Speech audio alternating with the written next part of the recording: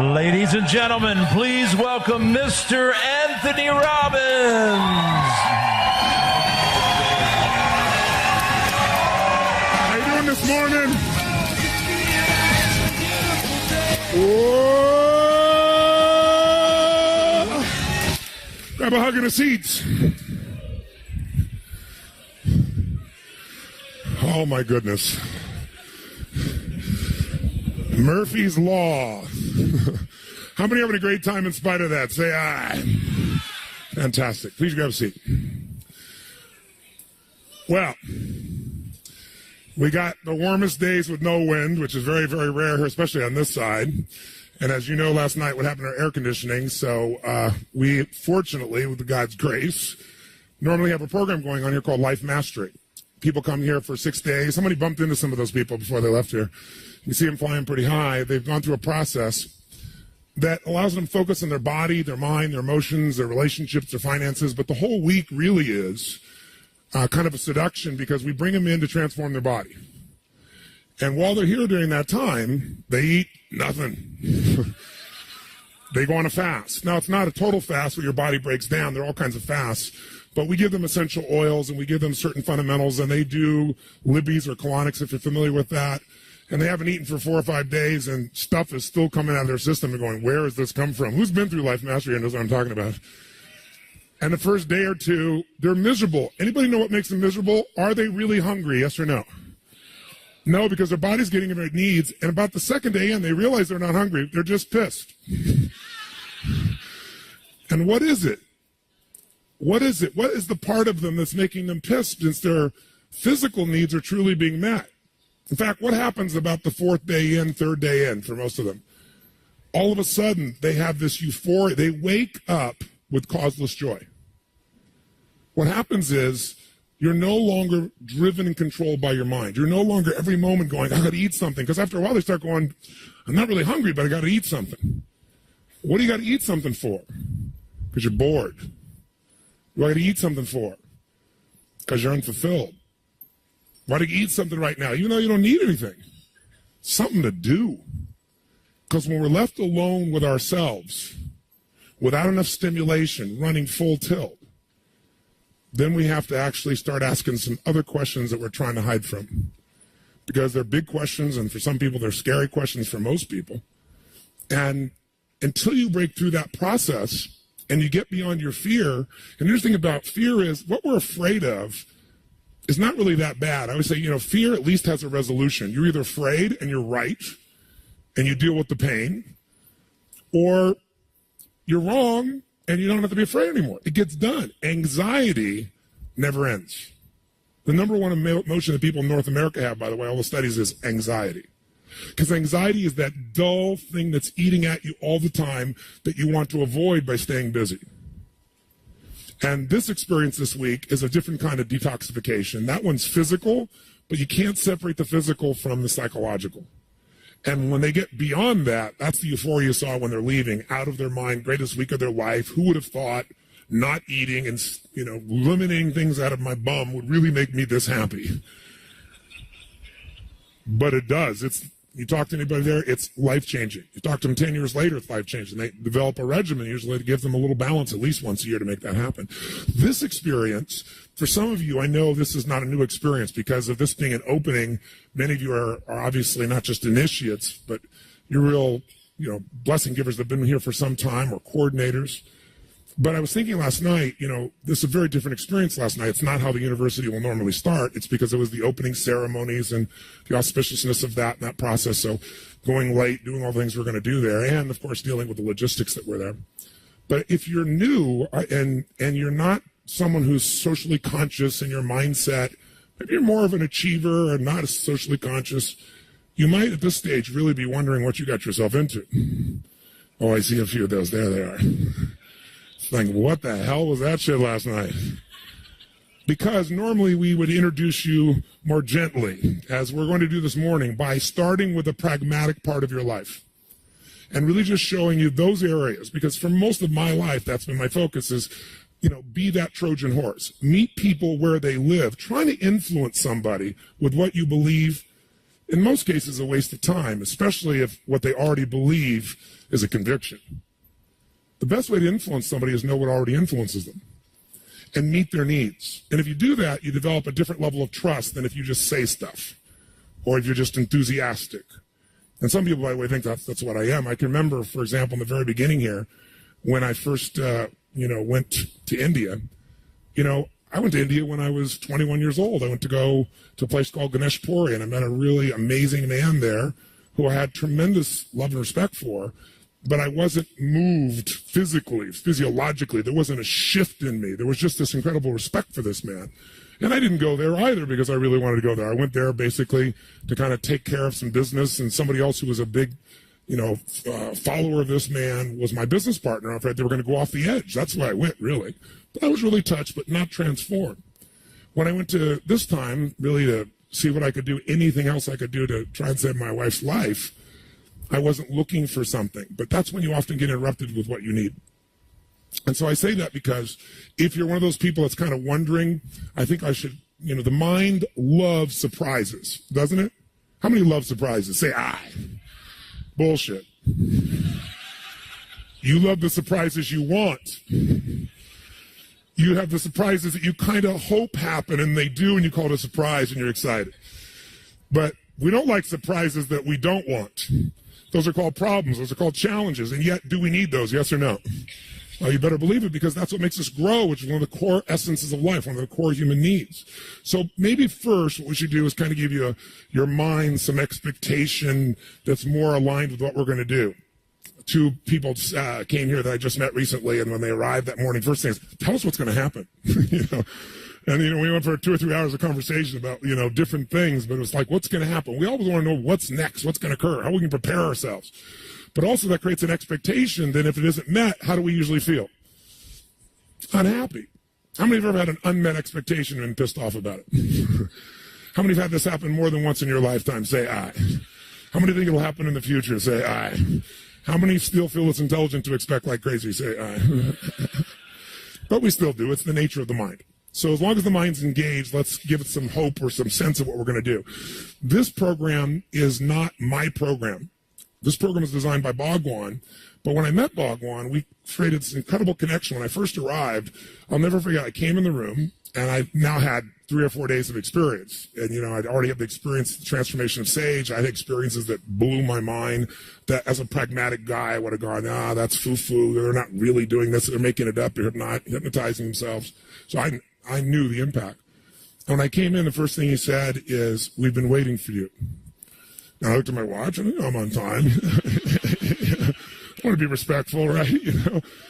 He said, no. He said, for years. And I said, really? And then he just went on about this whole prophecy and talked about how he had watched the films. How many have been through Date with Destiny? Some of you, yeah, quite a few of you. Wow. Well, that's where I know many of you probably came from, had your first experience of the blessing. Well, he got to watch some of the films of some of the work I've done with people who are going to commit suicide, a child and adults, some of the other people. And they had all these people that had been within the movement came to talk to him and so forth. And he said, I watched those films myself. He said, but more importantly, I experienced your presence. And he said, you can help bridge between the Eastern and Western. Because that's the challenge many of you are going to have this week. Those of you who are achievers, you're ready to rock and roll and just do this. Come on, let's go. Give me the juice. All right? I got to India, and the first thing they said after flying 24 hours so I could get this frickin' blessing was, take a day and relax. How about a day and frickin' relax? I flew 24 hours to be here. Give me the juice. No, Radha Krishna says, relax. Relax. Right? I'm here to accomplish achievement. I want to achieve enlightenment, awakenment. And that's how achievers go after it. They try to achieve awakeness, enlightenment, or something else. Right? And so when things don't go in a straight line from here to there, they think something's wrong. But they don't just do it when they're somewhere else. They do it with themselves all the time, and that's a great source of pain. Because nature abhors a straight line. Show me a straight line in nature. You won't find it. Man creates straight lines. The illusion that life is like that. The illusion that this is even solid. When if we just take a microscope and we just enhance our perceptions, we see there is nothing solid. There is nothing straight. Everything evolves. It moves. I don't care if it's a tree, a bush, anything that's going to grow It does move forward or up, but not straight. If it moves straight, you'd be bored as hell. You'd have nothing to engage you, nothing to make you grow. And so all the things, the surprises we hate, are life offering us the opportunity to experience more of it. So as an achiever, we tend to miss that. And as an achiever, you want to get the stuff, make it happen. And trust me, there's a huge part of me that's an achiever. And I've lived my life figuring out how to do that because my achievement has been, how do I really touch as many people as possible? How do I enter the world and influence the people that aren't being influenced? Somebody socially conscious is already pursuing some form of enlightenment. So for the achiever here, the surprises are not wonderful things, but you may discover the most wonderful thing is the surprises you don't want here. You may discover the thing that's upsetting you the most or does not fit your model of the world, your blueprint of how it's supposed to be, could be the greatest gift that's ever happened in your life because it's a pattern interrupt that can free you from the mind, which is nothing but a pattern. A pattern. Some of you here have been in programs we've got tens of thousands of people, and so you're ready, the music goes and you rock, and I'm sure a few of you here who come from the oneness community are like, what have they done? This is not spiritual. What is this clapping crap? We should be sitting. This is irritating to me. I'm sure there must be some out there with nervous laughs who can identify what I'm talking about, because they also have a blueprint of how it's supposed to be. Right? It's quiet, it's silent, it's calm. We're one. This is what's truly spiritual. But if you watch these Dasajis, or if you're with them outside this environment, outside the traditional environment of the East, they also have a Western part of them. And I have seen it. I remember the first time they all came here and they were excited like little boys. We had such a great time. I said, come with me. And I surprised them. And we have a waterfall here that you'll want to make a little journey to. It's not very far. It's beautiful. And in order for Bhagwan to be able to come here because of his physical nature, used to be have to climb over things, but I built actually a walkway so that he and Amma could walk all the way up to the waterfall and sit down. So I took him up this walkway So I took off my clothes and jumped in, and they all looked at me like I was insane. And then all of a sudden, I think it may have been Uttama, right? Because, of course, he's the one, the universal one here, the awakening one here. I think he jumped in next, and all of a sudden, they were all in the water and were soaked and just laughing and splashing and screaming. Shit you wouldn't think is very spiritual. Dancing like little boys. See, this idea that you're one kind of person is the greatest source of your pain. This idea you're supposed to be a certain person that you're not is the greatest source of your pain. And everybody has it. It's just a matter of how engaged is it in this moment. And the reason we all have it is we're all born with a unique spiritual essence, like a fingerprint, I believe. And it's unique for everybody. I don't think there's anybody identical. I think that's the unique thing that creation is. But we're also born with one thing in common that's true for every person in this room. And if you can own this in your heart, not your head, then when somebody does something that makes you crazy or you're mad or you're hurt, you can remember it's not about you. You're just caught up in yourself right now. It's them stumbling through this challenge that we're all born completely vulnerable. There's not a person in this room who isn't. I don't give a shit what you've accomplished. I don't care how spiritual you are. I don't care how much you can channel the blessing. You're vulnerable. So am I. But we spend most of our life learning that that's not enough. By the way, when you're vulnerable, how hard is it to connect with somebody if they're also vulnerable? It's natural because there is no separation. It's fear that separates us. It's the illusion that I am something different than you and that I have to become somebody. I have to be something. I have to be somebody. It's that need for significance. And then there's a physiological process that we go under that makes us physiologically start out as a child connected to everything. We think everybody feels what we feel. Isn't it true? And then enter a world where all of a sudden we develop this sense of self, the sense of division, which has enormous value. It's like the East and the West. The Eastern approach, you could go to the East, and if you're a Western, you go, look at these people in such poverty. But other people go, look at these people have such joy from nothing. So that's what we should do. We should go to the East and have joy with nothing. Some of Westerners go, let's slow that process down a little bit. Sounds good till I experience it. Because what most Westerners do is they go to the East and they experience a Western East, Eastern joy, Western lifestyle. Now, when you go to the, up until just recently, we've made this change here, and you're going to India, you're staying with 18 people. Yeah, that was a new experience for most Westerners. 21 days, interesting food. And if you have any complex of starting on time, this has been the most magnificent schedule you'll ever experience compared to that. Right? So it's a rough mode. But celebrities, influential people, of course, got little different experience, but it's still a different experience. The point is, you're going to find that what Bhagwan believes, and this is what he shared with me, is the East is not right, and nor is the West. He said the beautiful thing about the West is people's creativity, their resourcefulness, their ability to use the mind to serve the greater good of humanity, to produce, to make happen, to create a greater quality of life materially, and for someone to engage their resources. It's extraordinary what the West has created. Bhagwan. He said the East has found a way to reconnect with the oneness. And as long as we're a physical incarnation, you must do both. And the illusion that one is spiritual, one is not, is nothing but your old model of the world, your old blueprint of trying to find a way a long time ago when it wasn't enough to be vulnerable. When vulnerability equaled what? Who knows what? Pain. We all experience pain. And the reason is we lived in an environment where we were completely dependent upon another human being for our survival. Isn't it true? So that person had what we call love us. When you love somebody, what will you do for them? What? Anything. Is it a trade? I'll do this for you if you do this for me. Is that what it is? And if they don't, you're pissed off and you're hurt and you're angry. No, that's not love. Love is you give it. People, I often see men or women whose best relationship is not their spouse, it's their children. Because they're not scared there.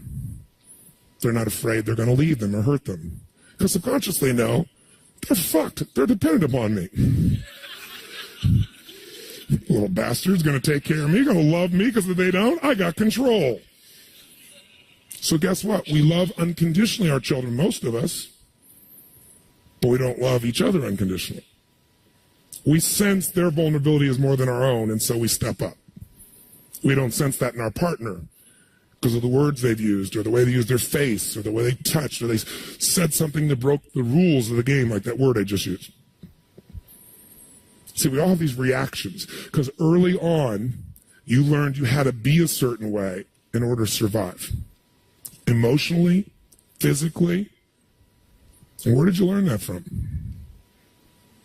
The greatest source of love in your life that you desired most, or you desired and was withheld, either one, has shaped your mind and has controlled the meaning of your life and the way you live even today. And you can have multiple sources. One of the earliest was whoever took care of you, because all of us here were born totally vulnerable. We couldn't survive. So someone took care of us, even if you don't think they did a good job, and even if you don't think they loved you. They did. And they loved you no matter what you were like. If you were born, and you look like a lizard, you were still loved. It's true. Fathers go, that's a lizard. Mothers go, no, that's our child, right? Why? Why do all mothers think their child is beautiful, don't they? Tell me a mother. They show this child with one tooth sticking out, face here, drooling, fat, beautiful. Why? Because they're drugged. They have oxytocin, a natural drug in their body that makes them love this child, even though they look like a lizard, beautifully. Real love, like give anything to that child, survive for that child. There's a cat walking around here that obviously has been really hungry, and she's nursing, and you can see she's skin and bones, but her child is totally plump. As it really touched me, I was looking there going, wow, isn't God, isn't nature amazing? That's love. You don't have to sacrifice for love, but sometimes you do. Not always. The point is really simple. You learned at that stage that you had to do what to be loved as a baby. When you're a brand new baby, what do you got to do to be loved? What? What? Nothing. Nada. Squat, zip, zilch. Nothing. You spit and you're loved. You poop in your pants. Oh, green poop. That's cool. Right? You burp. It doesn't matter what. You scream. What do you got to do to get what you want?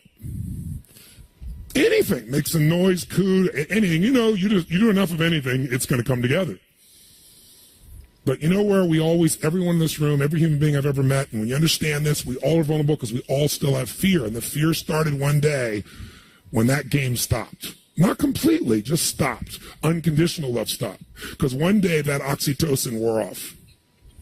Because any healthy mother, biochemically healthy, cannot leave their child unless they have a biochemical shift in them. It's a fact. Men get oxytocin too when they have a child. Not as much though. Men can leave. A biologically balanced woman cannot. But there is a stage when that wears off and suddenly you do all the same things and you don't get unconditional love. You get someone yelling at you or smacking you, or the very worst thing of all, you get ignored. And that's a scary moment in your life. It's when fear enters your life, and that's when the two fears we all have show up.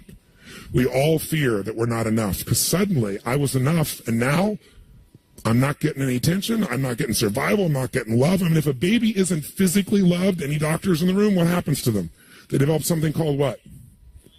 Failure to thrive syndrome. They physically die if they're not physically loved and touched. This is how desperate we need love.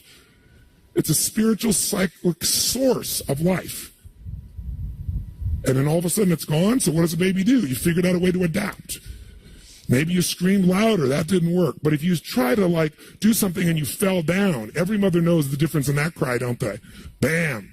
And she comes running. And if they come running when you're hurt come running, hurt come running, hurt come running. Oh, brain goes, I know how to adapt. And now they're 40 and they still got a problem to get their friends around them all the time. They're always a victim. How many know what I'm talking about? Someone else that you know.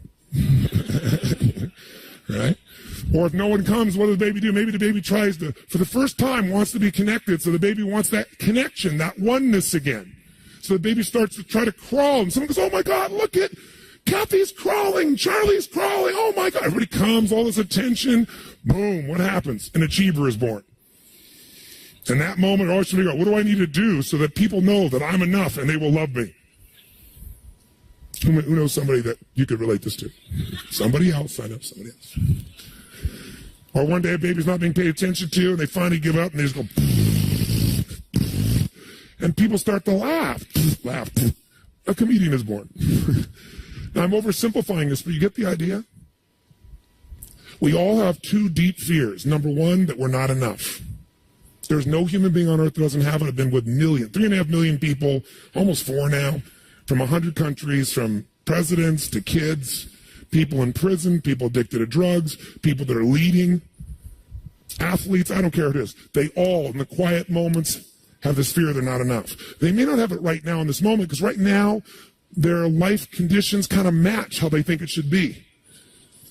But there's only a matter of time till someone is more attractive, stronger, smarter, has more freedom, seems to be happier. How many can relate to a time where you felt like you weren't enough? Smart enough, attractive enough, playful enough, spiritual enough, something enough. Who can relate to this? Say, I. Those moments, what do they really feel like when you really engage them? They're scary. That's that sick feeling in your stomach. Because the real fear below it, the deepest fear is if I'm not enough, I won't be loved. Because we don't have unconditional love anymore. Now if you just, not everybody laughs and comes and runs. You know, it's okay to poop in your pants, but if you're 40, we got a problem. You know? Right? When you're a child, when you're a baby, you got fat cheeks, you're really fat, you're considered to be what? Cute. Try that when you're 50, see if it works for you. Okay? The rules change completely. And we all know that inside. And it freaks us out inside. So that fear, we compensate. And early on, when we got this taken from us, we learned that we had to be a certain way to get that source of love to give us that connection again, give us that love. We had to be significant enough to them, some way. If we couldn't be significant in a good way, be significant in a bad way, break something, drop something, anything to get that connection, that at least something approximating moving towards oneness again. No more separation. Separation equals suffering, pain. Who was the greatest source of love for you? Your mother? Your father? Maybe you didn't know your mother and father. A grandma, grandpa, uncle and aunt? Someone who adopted you? Someone who took care of you? Whose love did you crave and not get enough of? if anyone's. You want to know what controls your life? Think about, who did you have to be for that person? How did you have to be? A good person, a strong person, a funny person, an obedient person, a person that met all their needs, a person who was successful, strong, resourceful? Better yet, who could you never be if you're honest? If you were like that, pain. Ignored, not enough, pissed off at you, nagged at you, frustrated you, grounded you, again, ignored you. Someone tell me the answer to the question, just as an example. Who was the greatest source of love in your life that you wanted love from the most? You may have loved both people, but even if you love both people, it's an interesting thing. If they both love you, but one was more engaged, more busy with other things, even if they loved you, even if you knew it intellectually, it develops often a hunger, doesn't it? So I'm going to give you an example. Yes. Your mother. You wanted the love of your mother the most? And who did you have to be in order to have your mother's love? I had to be a good girl, productive, innovative, be initiating stuff. Good girl, productive, innovative, initiate. And if you did that, how did she respond? Positively. Pardon me? Positively. And in what way positively? What would she do? She would praise me. And tell me that I was a good girl. Tell you, praise you, give you attention? A little. A little. Did you hear that? Did you hear her voice on that? A little. Because what you see here is there's still that hunger even today there. Who could you never be for your mother? Who could you not be? Lazy, fat, disobedient. Lazy, fat, disobedient. Naughty. Naughty. Oh, don't be naughty. And yet, did you just see what happened when I said don't be naughty? Was that cute? Now I want you to notice something.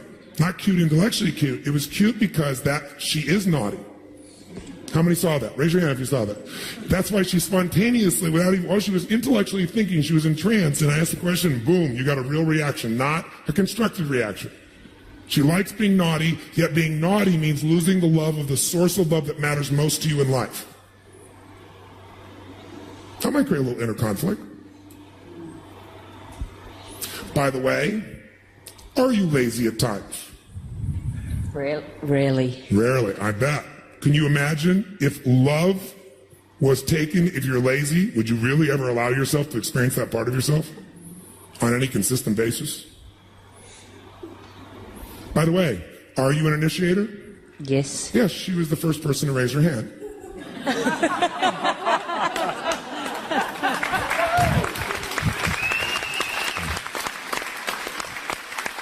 Are you innovative? Yes. Yes. Are you a good girl? Mostly. Do you hear that nice little conflict going on there? Right? Are you overweight? And I'm not saying this in a harsh way, because what you have to know with me is I want you to get to the truth. I have zero judgment. I'm here only to serve you. But to do that, you have to go to the truth, even if you don't like that in your rules. How many follow what I'm talking about? If you know me, you know that I'm not here to hurt anybody. Are you overweight, though? Yes. How's that work for your mom? It doesn't. Is it a source of conflict? Yeah, it does. She feels, her words to me is that she's felt like a failure because I'm fat. She feels what? I'm sorry. Like a failure because I'm fat. She's a failure because you're overweight. I don't know that fat is accurate or not. Maybe it is. I don't know. That's for you to decide. But you're definitely overweight. Your body's not being served 100% physically. By the way, that might create a dynamic inside that if you know there's a point you have to be a certain way, a certain way, a certain way, and it's so stressful, you might eat as a way to get out of that state. Because when you eat, it immediately changes what we call your physiology, which is, by the way, what we're going to do here in a different way without a downside, with a blessing. So it's a way to try to get out of those internal battles that can't be resolved. How much do you want love, my friends? I don't know about you, but I would die for it. That's why I do what I do. I used to get up on stage because I'm such a lover. I wanted to give every ounce, and I thought if I sacrifice enough, this is my blueprint, you sacrifice enough. I learned this from my mom. If you sacrifice, if you hurt, if nothing works, if you get nothing, and you keep doing these things for me, then I will know you really love me. You weren't just saying it. But I'm such a love bug. I didn't just want my mom. I wanted the whole world because I was hungry for it. Very hungry. And so I found this cool thing. I found a way to help myself, and my friends saw what happened to me when I was a kid. I'm talking 15, 14. First thing was reading losing weight because I was overweight and always small. 5'1" in high school. First year in high school, true story. I'm now 6'7". I tell the difference is personal growth. It's true though, I grew 10 inches in a year. I had a tumor, it's a different story. Tumor I was even unaware of, pituitary tumor in my brain made me grow 10 inches in a year. But the point of the matter is, my friends saw I lost this weight and they asked me, and I wasn't, a popular kid. I had my little buddies, and none of us were really that popular girls, and I was always the girl's best friend. I hated that shit. And they did too, so I said, do this, and it worked. And not only it lit them up, I live today. The reason I'm here today still is I live to see that light in people's eyes when they remember who they are. I live for that. I'll do anything for that. It makes me feel like I'm living my purpose. Why I am here on this earth. And it gives me a joy that's unbelievable. And frankly, it's a hell of a deal because I get so much love. I can't walk down the street anywhere in this world without the privilege of being stopped a dozen times in a day and somebody coming up and saying a phrase, and anybody around me will know it, 90%, you changed my life. And I said, no, you changed it. Glad I helped. What was it? And I never get tired of hearing the stories. It's an unbelievable experience. And it started when I was 14 years old. But once that hooked, I thought, wow, this is a cool thing. And I love to learn, so I learned something else, made a change in me, shared with my friends. They lit up, and by the time, in high school, I was Mr. Solution. You got the problem, I got a solution. Especially if you're a girl, I really wanted additional, had plenty of motivation then to assist. But the truth was that that was the nature of who I was. So I developed a way of living life. And it served me in a lot of ways, but it also gave me enormous pain, especially what happens when you give, and you're not giving to get, but at some point you'd like some love back and it doesn't happen. How does that feel? Really awful. Empty. Yeah. And then all these emotions show up. And then if you get angry, is that appropriate? Yeah. Another thing you couldn't be was... angry. So you're only going to love me if I'm a certain way, but I can't get angry. That's real human. This is not making your mom wrong because she has a different blueprint too. We all got pieces of our blueprint because this is what the mind does. It divides, separates, makes us evaluate and give meanings that have nothing to do with the reality of life. But the minute you give something a meaning, you're going to have an emotion about it. This is wrong. Pisses me off. This is hurtful. They try to do that. The minute. Is this the end right now or the beginning? If you think it's the end of a relationship, you're going to treat that person differently. You're going to feel differently than if you think this is the beginning of a relationship. Has God been punishing you with this temperature? With these delays? Was God challenging you? Or were there gifts that you have found or have not yet found? Whatever the meaning is, it's the truth for you. Because once you make it, you feel it. Once the feeling happens, biochemical storm takes over, pleasure storm, pain storm, but some storm. And then your behavior comes out of that. And then that gets evaluated. So we're all born in this unique place, and we all learn there's a way we need to be. And by the way, we work hard to be it because love is survival. Remember, babies not physically held, they die. Love is survival. Love is life. Love is oneness. When you are totally in love, you disappear. Isn't it true?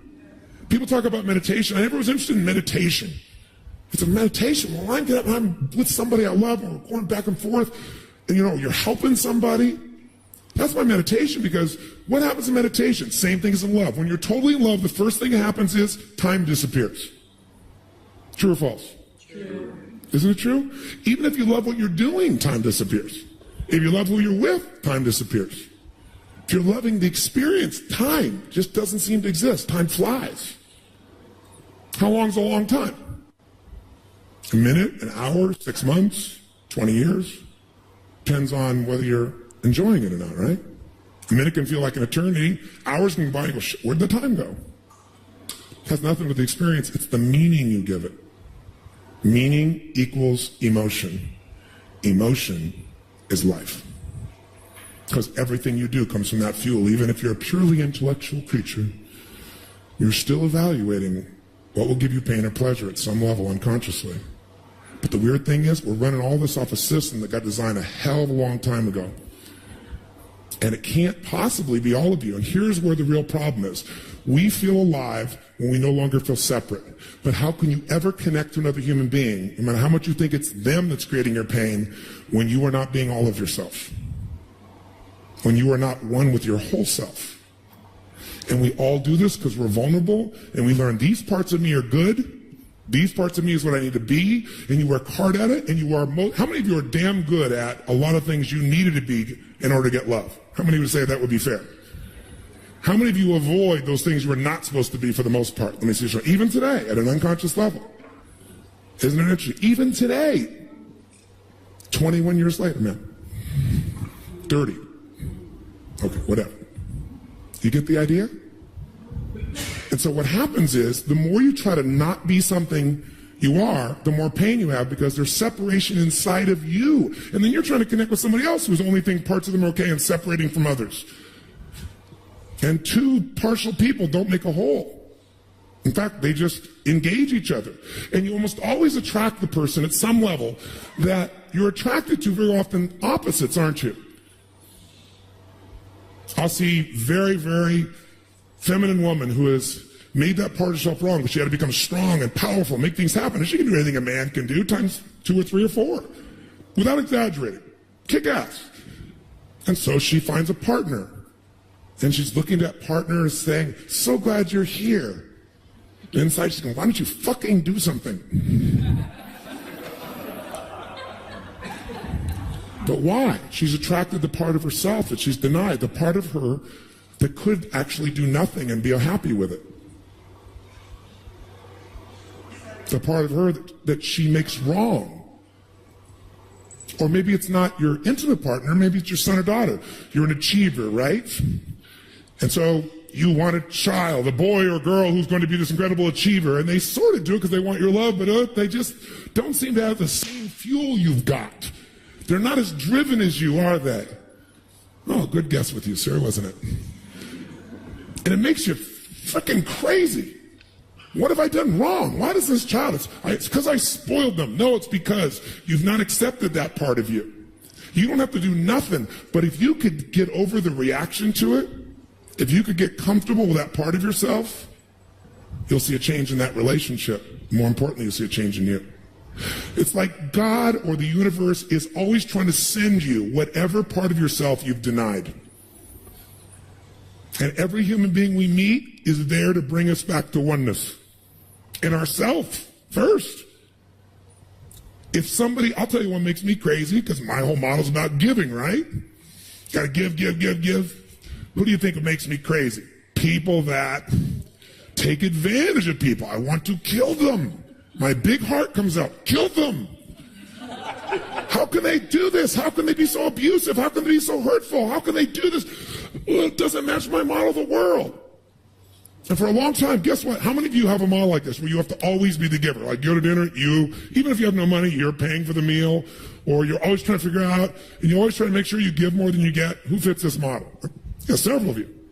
So how many of you have found you attract people that are more than willing to take you up on this offer?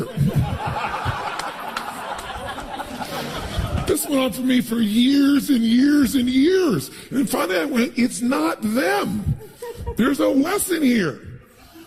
So at first I thought the lesson was avoid those kinds of people, have more perception, right? Or don't do business with them. Certainly they're not my friends. But one day I figured out, what my problem is? My problem is I really am a person that's taking, because I'm taking away the opportunity for other people to give. But see, I had to give to get love, and now I'm proud of that. I'm a giver. I love that part of myself. But to always do it every moment, it's out of balance. So do I have to become a taker to balance myself and be one? You don't take the behavior, you take the energy. into yourself. And what the lesson of that is, someone who can do that can receive. One of my sons is very driven. One of my sons pretends he's driven. And I love him so much. And he and I are the same, he's got a heart like this, and he really does. No bullshit, no, when no one's watching, that's when you know how somebody's really like, right? And he's got a heart. I mean, I relate to my boy heart to heart, a level you can't even imagine. I'm proud of his soul. But frick, I used to be going, why can't he ever do anything with an ounce? He wants everything without any work. Me, I work 1,000 times harder than I probably need to, so that I know I've done everything humanly possible to make this occur in the most incredible way. And anybody who knows you, when I'm done with this day, I'm done an event, I've been on stage 50 hours in a weekend, and people are out of their mind. It was the greatest experience. The first thing I do, I'm sitting down with my creative team with a tape recorder, and okay, what worked so I can figure out how to keep it, use it, what do we need to make better? I'm relentless in that way. My son is not. What gift does he offer me? I really had to work on this one. It's obvious. He knows how to just hang. For oneness, I had no such experience in my life. None.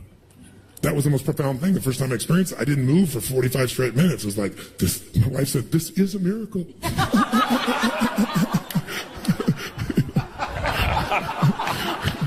And I didn't want to move. I didn't want to do anything, and I was so filled with joy, I couldn't breathe there. It was just like overwhelming joy. I reclaimed a part of myself. So, by the way, do you lose your nature? Well, the parts of your nature that you're proud of and you now enjoy because it works for you, you continue. But you don't do it exclusively, so now you're whole. Is this making sense to you? This is what this week is about, is to bring you back to oneness. And you cannot have it, this whole experience, if you really want to bring it down to real spirituality. It's not going over and praying a certain way. It's not acting its word. It's not following a certain set of rules. It's all relationship. Relationship. When people go off and they say, I have the spiritual life, I respect them. And they go off and they pray or they meditate. It's a wonderful thing, but that's easy. Because you only have to deal with you, and there aren't a bunch of stimulations around you to make you have to deal with all the other parts. Find somebody across from you who you really want their love and you really love them, who has all these other different rules and beliefs and ways of being that can get you going. Step into that place and be spiritual. Become whole within yourself and be whole with them. Now you got a path. You want a path of growth, and the only thing this is really about ultimately life is two things. It's growing and it's giving. When you're giving and it's from your heart and your soul, you're not there. If you're loving someone, you're not in your head about you. It's about them. And so when you're not there, you're not existing, you're living.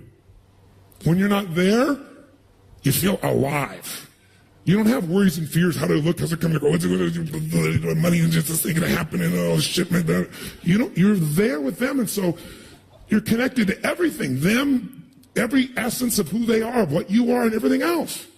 You feel alive. And if you just go to that state, some people, when we first started doing this with some of my celebrity clientele and business people and a group of our platinum partners, we had a first session, it was amazing. We came back with a second session, and the first day was mind-boggling. People just sat around, they were pissed off if they had to do anything because they wanted the new drug. They wanted to get their blessing. You know what I mean by that? What's going to make me feel so euphoric instantaneously? It's not about going and getting a blessing and feeling euphoric, although you're going to experience that. Some of you each day, different ways, some of you more days than others. Some of your mind will be trying to compare to the one before, and this will be as good until you finally surrender and just experience what is. But I'll tell you what's really interesting. The purpose of this is to get to a place where you have an insight, you have an experience, you have a unification with yourself. If all you have is a state, you can do that with drugs or alcohol or food or sex, and those are all wonderful things in different uses in different ways. In the right context, the right environment. This is a tool for you not only to feel this euphoria, but while you're there, to begin to have experiences that connect you to the truth, the real reality. If you use it that way, then you have both the joy, the euphoria, the connection, the experience, and you have the growth. And if you grow, you have something to give. And you have something to give, you're back alive again. How many see what I'm saying here? So there's nothing wrong with looking forward to the state, but if that's all you do, I see people. There's a lot of people who are socially conscious. They're not really truly socially conscious. They're looking for the next hit, the next thing they can do to feel good. Whether they gave up achieving business-wise, I'm done with that, or that's not the right thing. What they're trying to do is achieve enlightenment, like it's a goal. This is not a goal. It's life. So the journey of the next few days, you're going to go through an experience of an eightfold path that can help you get out of suffering, which most people say, I'm not suffering. Most people live with suffering management. Food is a way to manage your suffering. This woman is a beautiful soul, but if you can't see she's suffering, you must be inside yourself right now, not with her. Beautiful soul suffering. A woman who give her heart, very obviously, pure giver, not a selfish woman, but then beats herself up because after a while she's tired of having to be a certain way for somebody else and not just be myself, and then she'll get angry. Well, but if I'm angry, I won't be loved. And she's got this mother who drives her crazy. God's greatest gift to her, this mother, this bitch. How could she? Because while she got her to go on one journey, her growth is to come back. Think of it this way. When you're born in life, you're born with a spiritual essence. And in the American Indian culture, there's a belief system. And there's that life's path looks like this. You're born with this essence, and then because of a variety of outside sources and your vulnerability, you start the path of life. And as you walk life's path, and you keep walking and walking, going through and responding to life's experiences, you get further and further away from your essence of who you really are, and more unhappy as decades go by. But if you're really lucky and smart, if you have really the ability to have an intent to grow, to really grow, and to give, to evolve spiritually, emotionally, whatever the case may be, and if that intent is followed with action, you don't just think it, oh, I thought it's going to happen. Thought is energy. Focus is energy. But it takes physical action as well. I got to do something. And if you're lucky, you have the third piece you need, some divine grace. All of us have had it sometime, if we noticed. And if we notice the divine grace and we appreciate it, it expands. If those things happen, we have a lucky moment in our life where we have an awakening. In that awakening, guess what happens to our life path? We reverse it. And we spend our life going back closer and closer and closer till we arrive back at our essence. And the way that's going to happen, it's going to be today in this morning session, getting you clear about what is controlling you.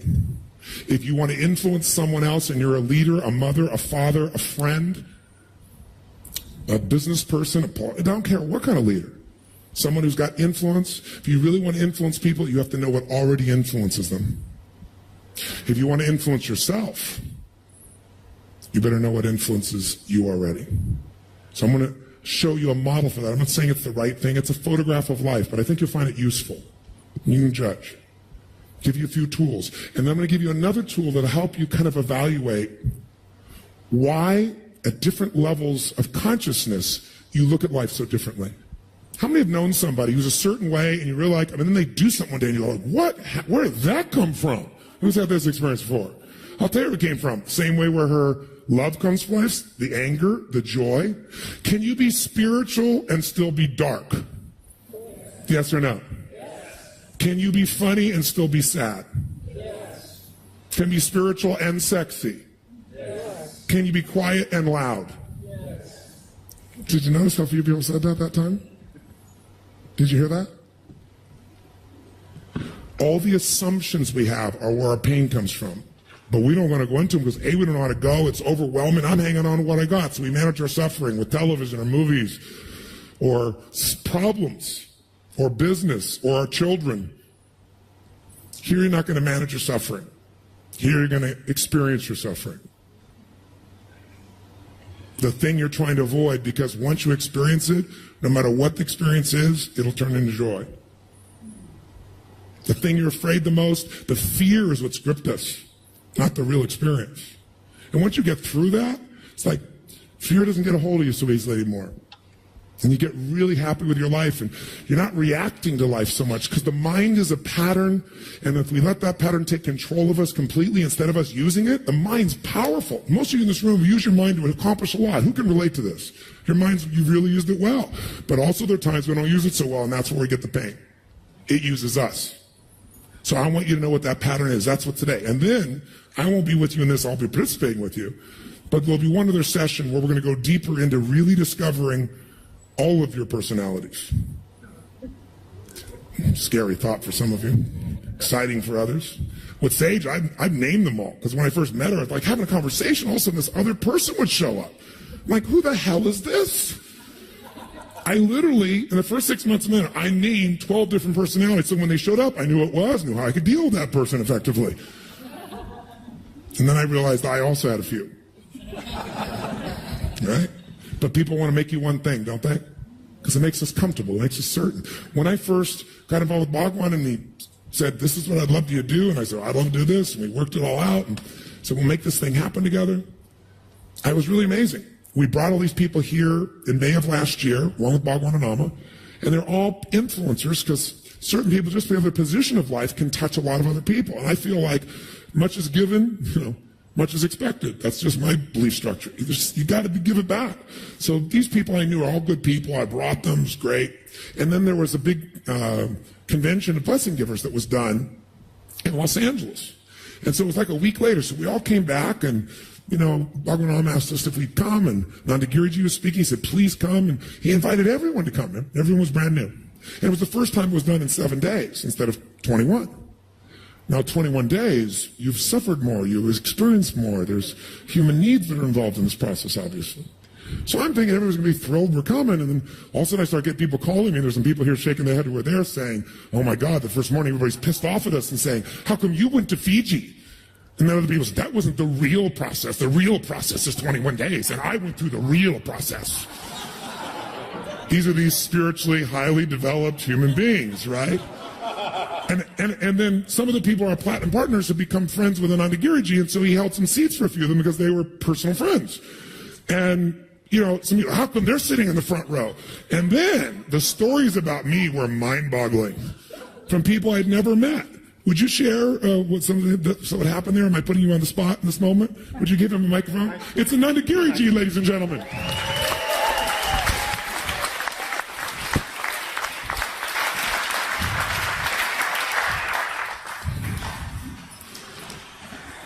Can you give a little feedback about what people said about me and what the reaction was? I'm curious. Yes. This is the personalities piece. When we're done with this, we're going to take a little stretch break. But you might want to hear this and see if this can relate in some way in your own life. Okay. One of the more popular gossips was Tonyji is here to take over the oneness movement. Yeah. And he's here to steal our contacts. I'll just give you a clue. Ours was a little bit larger database. And said he wants our email IDs, our contacts. And in fact, I was totally shocked too. I said, he needs our contacts. And another person, one person asked me, because I was explaining to them what Tonyji was, what his mission was, and I told them that none of you have ever met him. You do not know what he is. He's a very rare human being. And they asked me, are you not tired of defending Ananda Giriji? I said, no. And one lady popped up and she said, this another gossip. You do not know his past. Yeah. You do not know what kind of a person he was. And then I told her, do you know my past?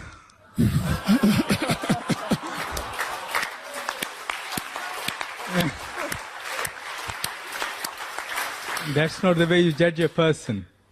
And many things like that, Tonyji. Basically, it's like, primarily it was people who felt they were very important in the moment. They felt they were becoming insignificant. Yes. When somebody comes into the scene who can do much more, And that was the problem they were having with the platinum partners as well, Yes. and any other person of influence. Yes. What was beautiful is the Nana Giri Ji, I found out about this. I'm hearing all this, and I was exhausted. I hadn't slept, and I was coming to do this program. I wasn't coming for a fee. I wasn't coming for time. Last thing I needed was to fly to L.A. from the part of Asia where I was for 20 hours so I could speak to a group of people that seemed to dislike me and had never met me, not a single one. Right? So when I heard all this, I was honestly feeling hurt and then converting that into anger and going, why the hell am I doing this? And all these people, and I thought, okay, it doesn't matter. I'm doing it. This is what I'm made for. And I came in, everyone was quiet, and they, like this. I never walked in a room that was quiet, and everybody's like praying, I was uncomfortable, Please sit down. And I started out by saying, I understand some of you have some concerns about me. And the whole room was like, ah. And then within about 15 minutes, we had everybody laughing, and they got that. I didn't think I'm so full of it, I'm not here to take your job. I just want to support. And eventually, and then people came up to both Sage and I. They also had tons of stories about Sage, which was very fascinating. And we had people come up crying and apologizing to us, but it's this thing that we need to be a certain way. And if someone else is being something or not, then it must be wrong. And a lot of them is because my silly infomercials they've seen through the years, so they think, I'm Mr. Motivator. One person said, I don't need motivation. I said, that's obvious.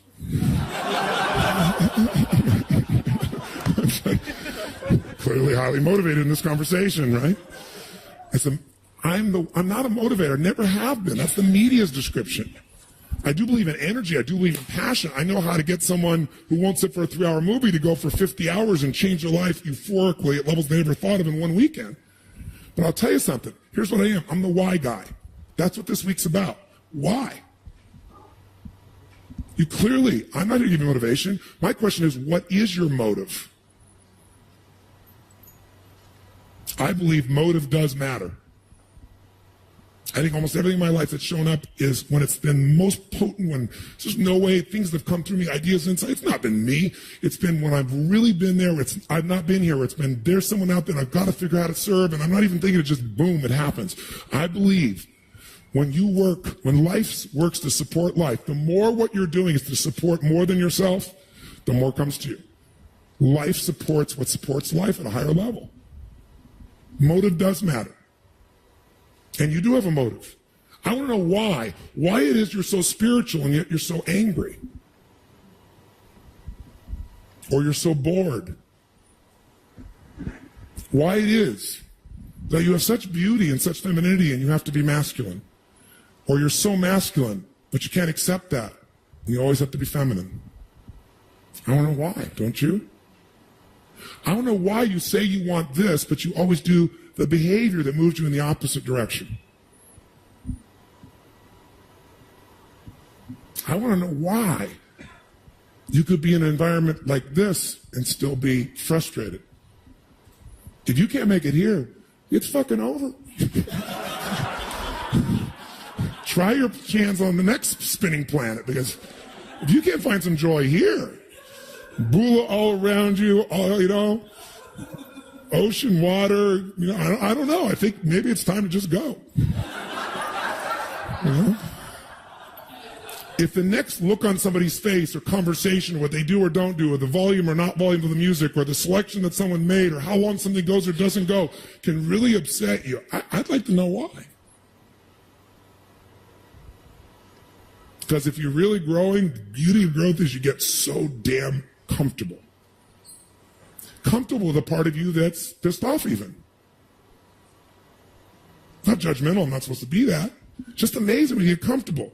Comfortable with the fact that sometimes you think your mom's a bitch. Not defending it, not making it right, not making it wrong, just, wow, look at that part of me. Shit. I've seen that before. Other people have seen that before. And then you know what happened when I just sat up? You watch this woman, she just smiled from ear to ear.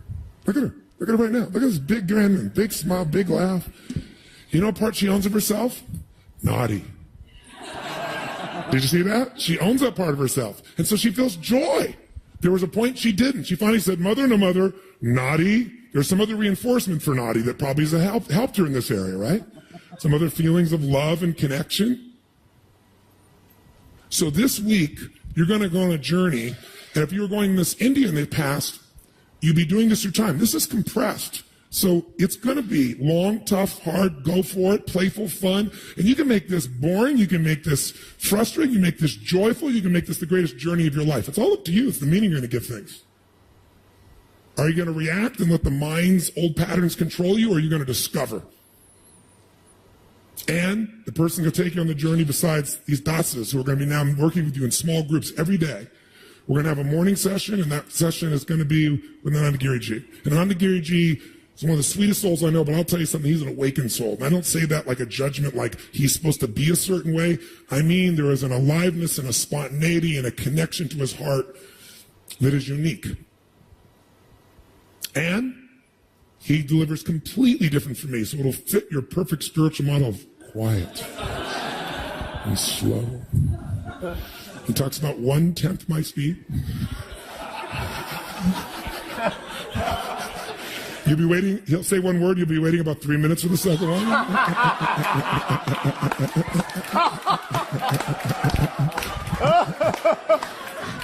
But it's 3 blissful moments, that's the good news, right? And people going to India don't have that experience because Anandagiriji's life, like my own, is traveling the world to open people to the first steps of this so they can begin this journey. So if you're fortunate to spend time with him, it's amazing. He's going to be here with us today. And then after today and tomorrow, we'll start this program, which is a multimedia program with live dasas and facilitators, but little chunks that we can keep under control. Because I had no idea what I was going to say this morning, so it's different. With video, we keep you under control. And him too, trust me. We both can extend the experience of time. It's one of the reasons I love this man so much. And I see in him, and I love in him things I never loved in myself.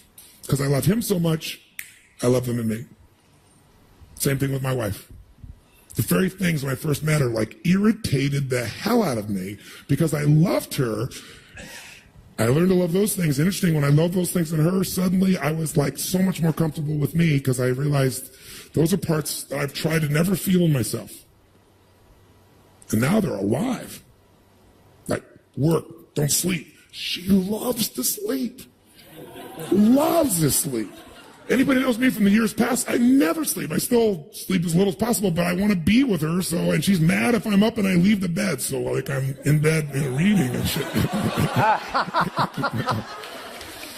But we used to have fights because we'd go to bed like at midnight, 1, 2 a.m., and it's like 11 o'clock in the morning and she's still in bed. Like, you know, first time I came to Fiji, boom, when I used to come here, you talk to any managers that were here in those days. Here's Tony. I created all these activities here. If you'll know, there's climbing a mountain, waterfalls, and I don't even bowling frickin' alleys, and, you know, water skiing and snorkeling and scuba diving, you know. And I come here and bring a dozen of my friends, and boom, 6:30 a.m., I'm out of bed. Boom, I'm going for my workout, right? Then I'm running up the mountain, I'm doing this, I'm doing that, and going next thing.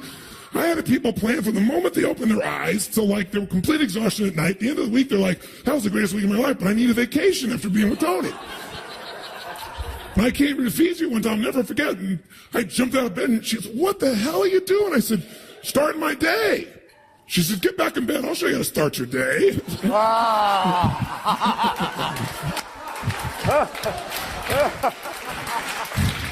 She goes, but we need more sleep. But now I'll do that. It's still not where I go first, truthfully, but I used to be angry, frustrated. I felt like sleep when you're dead was my approach. But my wife loves sleep. She'll take 10 hours sleep and be quite happy about it. And I adore her, so I love that, so I can do it. Me, work. She loves to do nothing. She's also, I mean, this thing on the hill would never happen without Sage. She got people to do things. We were doing 3 different cycles of things simultaneously. I'm having to do these 2. She's doing these 2. It's been unbelievable. So her ability to be productive at that, but she's the only person I know who can own that part of herself and then own the part to just completely let go. And those experiences are beautiful. I went on a trip. Last example, and I'll give you a little stretch break here. I went on a trip with a group of friends of mine, and one of them had just become a friend. Now he's been a friend for 18 years. And you know, you meet certain people and you just connect. And it's like you don't even know them, and you feel like you've known them forever. A friend, not an intimate, but a friend. And this man and I connected, and I just loved his soul, and I kind of knew who he was, he knew who I was. But we met briefly, and he listened to my tapes, and he's a very famous guy and a very successful man, and it changed his life. He says saved his life. He and his family went away for a weekend down to Caribbean, and he was at his wit's end in life, and he listened to these, and his whole family listened to them, the entire 30-day program I had there in 3 days, day and night, night and day, total immersion. So he called me up, said I want to meet him, met him, felt this just love and connection for him. So then he invited me to go on a trip. Here are your two choices. See, I got this group of friends. We've been friends for 15 years. They're all about 18 years my senior. And they're all the best of what they do in the world, and all kinds of things. Entertainment, business, sports, etc., finance. And he says, your choices are, we can go to the Olympics together on a yacht. And he listed who's going to be on the yacht. We're going to go do this thing in the Olympics back in Spain or wherever it was back then. I think it was Spain. He said, or we can go down the Grand Canyon for 2 days, climb up and down, and we'll live in tents, and we'll do this and this and this and this, right? Now, I like the idea of the Grand Canyon, but I was physically burnt out, so that filter state changed it. So, I absolutely want to go to the Olympics with this even more group of influential people. And I thought this will grow, and I look at my schedule and I can't do it. So long story short, we go to the Grand Canyon, and we walk down the Grand Canyon, and it's the hottest it had been in 10 years. And there's no shade in the Grand Canyon.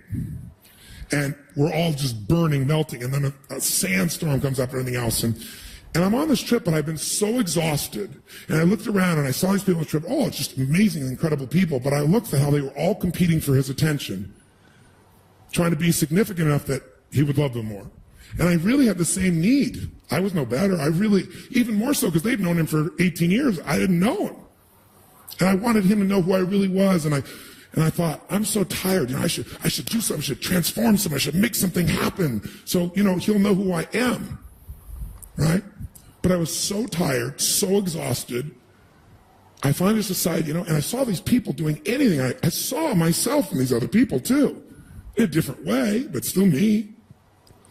So I decided to surrender and just take in the trip. And I did not talk very much. I didn't tell stories. I didn't go help anybody. I didn't dig inside and transform things. I didn't do shit. I just played along whatever they did, and they were crazy. And on this trip, some of these people were really crazy and did some crazy shit. And I did all stuff with them. I did what they wanted to do. And about 4 days into it, I went into a total panic. There's only 2 days left, and I thought, he's never going to know who I am. He's never going to invite me on a trip again. I'm the most boring son of a bitch you could possibly imagine. Right? I've added no value. I've just been here with a ride with everybody else. And a couple other people there are my dear friends. Pat Riley was not a friend until that time, was there, and a couple other people. All really, really interesting, cool people.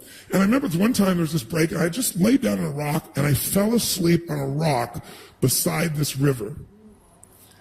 And I woke up to see these 6 men staring down at me, all super studs of their area like this, looking at me.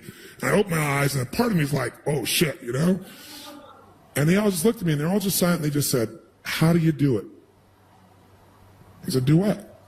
And I remember Pat being the first one. He said, none of us. We're all still doing our thing, trying to impress each. He said these things. Impress each other, do this. He said, you seem so comfortable with yourself. You're just here for the ride. How do you do it? And I got all this respect and love as I'm thinking, shit, relaxing could be a good approach to life. They bonded me with all these people. And they got to see those other parts of me later. I thought that's what I had to be loved, to be appreciated. And also I had to give, and I hadn't given anything, so I'm worthless. Your model is old. Your model has beautiful parts you're going to want to keep. Your model has other parts that are the source of your pain. You don't want to have to manage your pain anymore. Let's go beyond it. This man's going to take you through that 8-step process, but first, you desperately need to stand up and take a break. Thank you for this morning so far. 5-minute break.